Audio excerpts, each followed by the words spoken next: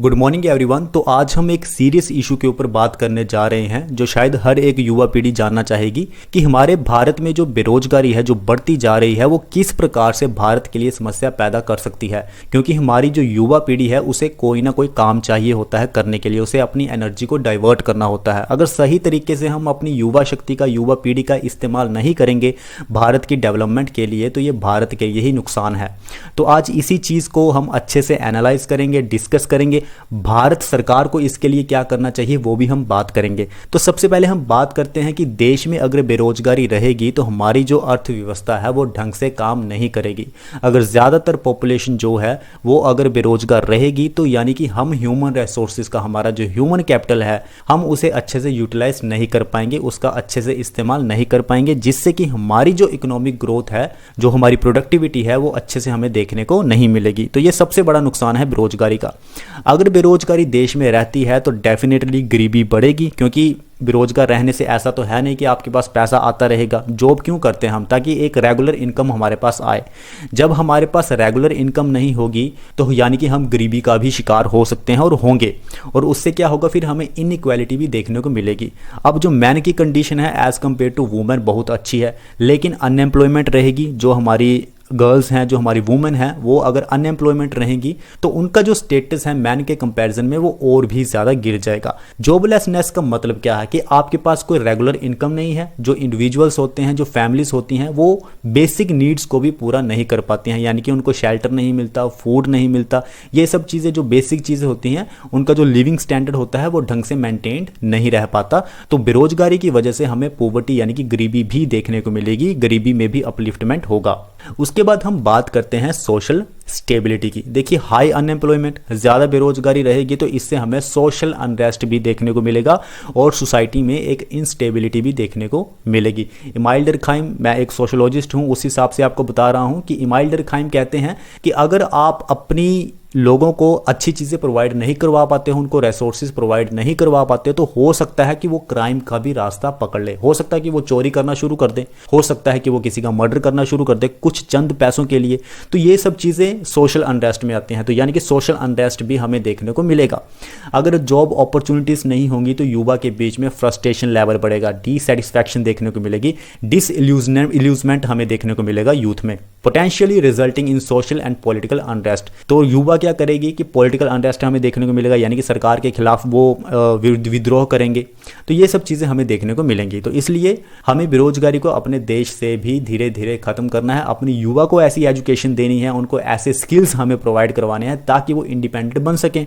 ऐसा तो है नहीं कि हर कोई बिजनेस भी कर लेगा, हर कोई बिजनेस करेगा तो उसके पास पैसा आना शुरू हो जाएगा, ऐसा भी नहीं है। देखिए, गवर्नमेंट की ये ड्यूटी होती है कि उन्हें जॉब्स प्रोवाइड करवानी होती हैं कुछ लोगों के लिए जो मेरिट में आते हैं या जो मेरिटोरियस होते हैं, उन लोगों को जॉब्स प्रोवाइड करना, मतलब इसी हिसाब से हमें हायरार्की क्रिएट करनी होती है। सिंपल सी बात है कि हमें अपने देश में रिसोर्सेज को क्रिएट करना है, हमारी जितनी भी पॉपुलेशन है उनको सेटिस्फाई करना है, उनकी जो नीड्स हैं उनको हमें पूरा करना है।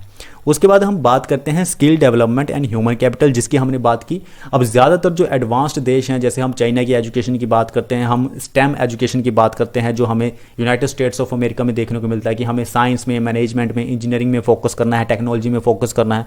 ऐसी एजुकेशन हमें भारत के बच्चों को भी देनी है। अनएम्प्लॉयमेंट तभी खत्म हो सकती है जब हम स्किल डेवलपमेंट पे फोकस करेंगे। हालांकि सरकार कर भी रही है स्किल डेवलपमेंट के ऊपर फोकस, लेकिन हमें उन्हें क्वालिटी एजुकेशन भी देनी है। ये सब चीज़ें हमें कॉलेज से ही शुरू कर देनी चाहिए या स्कूल लेवल से ही हमें शुरू कर देनी चाहिए। By focusing on providing quality education and vocational training, individuals can acquire the necessary skills to participate in the workforce effectively. अगर हम उन्हें वोकल ट्रेनिंग देंगे, वोकेशनल ट्रेनिंग देंगे, क्वालिटी एजुकेशन देंगे, तो हो सकता है कि हमारी जो वर्कफोर्स होगी वो बहुत ही अच्छी होगी और हम डेवलपमेंट कर सकते हैं। इससे भारत का नाम पूरी दुनिया में बढ़ेगा। उसके बाद हम बात करते हैं डेमोग्राफिक डिविडेंड। मैंने आपको स्टार्टिंग के लेक्चर में ही बताया था कि हमारी जो पॉपुलेशन है ज़्यादातर युवा है, बूढ़ी पॉपुलेशन नहीं है हमारी, जैसे कि जापान में हमें देखने को मिल रही है, रशिया में भी बूढ़ी पॉपुलेशन हो रही है। हमारे भारत देश में जो पॉपुलेशन है वो मैक्सिमम जवान है। तो इसलिए हमें उस हिसाब से रिसोर्सेज भी जनरेट करने हैं और अपनी युवा पॉपुलेशन का इस्तेमाल करना है ताकि वो देश की डेवलपमेंट कर सके। So India has a significant demographic advantage with a large and young population. However this demographic dividend can turn into A liability if unemployment remains high. अभी तो हमें खुशी हो रही है कि हमारे पास डेमोग्राफिक डिविडेंड अच्छा है, हमारे देश की जो पॉपुलेशन है जवान है, लेकिन इस जवान पॉपुलेशन का कोई फायदा नहीं होगा। ये जो जवान पॉपुलेशन है ये भारत देश के लिए बोझ बन जाएगी अगर हमने बेरोजगारी को अपने देश से खत्म नहीं किया। उसके बाद हम बात करते हैं एनहांस्ड क्वालिटी ऑफ लाइफ। जब हम बेरोजगारी को खत्म करेंगे, लोगों के लिए रोजगार लेके आएंगे, तो इससे इंडिविजुअल का जो स्टेटस होता है वो बढ़ता है, उसकी फाइनेंशियल स्टेबिलिटी बढ़ती है, सेंस ऑफ पर्पस लाइफ जीने का एक तरीका उन्हें आता है, अपॉर्चुनिटीज उन्हें मिलती हैं अपनी पर्सनल या प्रोफेशनल ग्रोथ करने के लिए, अगर एजुकेशन के हिसाब से हम उन्हें जॉब्स प्रोवाइड करवाते हैं तो। It improves the overall quality of life by enabling access to better health care, education, housing and other essential services. ज्यादातर हम जॉब्स क्यों करते हैं, अपॉर्चुनिटीज हम क्यों प्रोवाइड करवाते हैं कि एक इंडिविजुअल जो है वो बेटर हेल्थ केयर को एक्सेस कर सके, अच्छी एजुकेशन ले सके, अच्छा घर ले सके, और जो जरूरी चीजें होती हैं, एसेंशियल सर्विसेज होती हैं, कम से कम उनको वो एक्सेस कर पाए।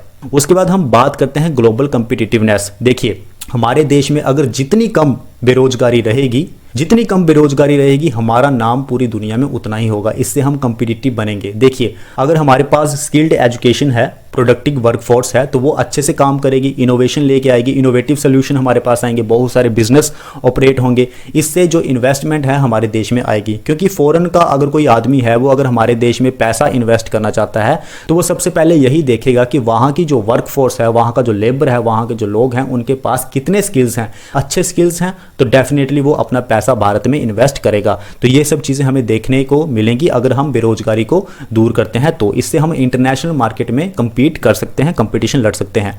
तो आज हमने बेरोजगारी के इशू को बहुत ही अच्छे से समझा। मैं अच्छी तरह से जानता हूं कि मैंने आज थोड़ा तेजी से बोला, फास्ट बोला, लेकिन आज मुझे किसी काम से बाहर जाना था, उसके लिए मैं क्षमा चाहता हूं अगर आपको लेक्चर में थोड़ी सी दिक्कत आई हो तो मिलते हैं नेक्स्ट वीडियो में। Thank you very much.